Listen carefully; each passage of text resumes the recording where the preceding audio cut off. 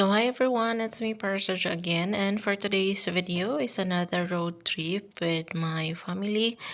And then the weather is not good, but much better um kaysa ulan, no? So again, alam nyo ba na mas maganda mag-drive sa ibang lugar kasi walang masyadong sasakyan. Sa atin kasi is more challenges kasi mixed ang malaking sasakyan and then yung mga rila, sikad, motor and everything.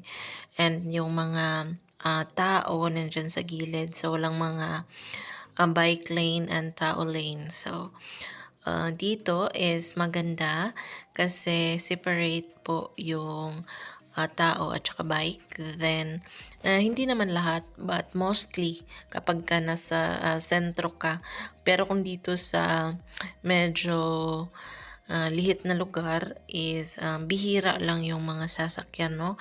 Kasi bihira lang po yung mga resident dito. So, maganda yung iba dito na natuto mag-drive and yung iba is gustong-gusto dito magmaneho kasi nga walang traffic. So again, thank you so much everyone. Laging mag-iingat and always think positive.